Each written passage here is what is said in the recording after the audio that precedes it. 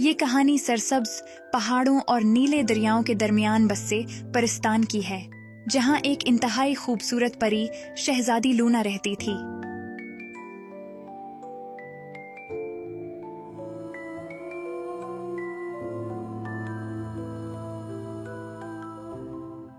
لونا اکثر اپنے والد سے چھپ کر محل سے نکلتی تھی۔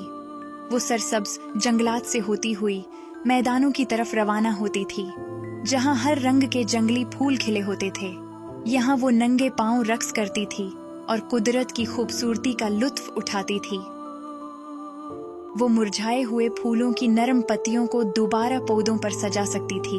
وہ دریا جو برسوں سے خشک ہو چکے تھے، وہ ان میں دوبارہ سے جان ڈالتی تھی، اور ان میں ایک مرتبہ پھر کرسٹل کی مانند شفاف پانی رواں ہو جاتا تھا۔ نرم دل ہونے کی بدولت جانور بھی اس سے بے حد محبت کرتے تھے۔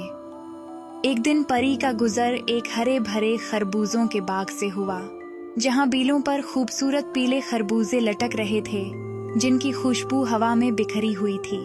باغ میں ایک دلکش سکوت تھا، اور درختوں کی چھاؤں میں سرسبز گھاس پھیلی ہوئی تھی۔ وہاں ایک صاف شفاف پانی کا فوارہ بھی تھا۔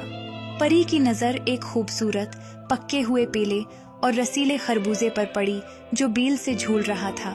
اس کی خوشبو اتنی دلکش تھی کہ لونا کے قدم خود بخود اس کی جانب بڑھنے لگے۔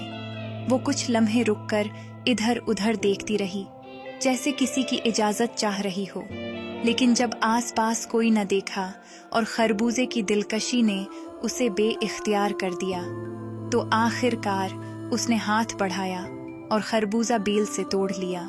لونا نے خربوزے کا ایک چھوٹا سا ٹکڑا کاٹ کر چکھا۔ خربوزہ حیرت انگیز طور پر میٹھا، رسیلا اور ذائقے سے بھرپور تھا، جیسے فطرت نے اپنی مٹھاس اور تازگی اس میں سمودی ہو۔ لونا کے لبوں پر مسکراہٹ آئی، اور وہ خربوزے کی مٹھاس میں کھو گئی۔ ہر نوالا اسے باغ کی خوشبوؤں اور فوارے کی موسیقی سے مزید قریب لے جا رہا تھا۔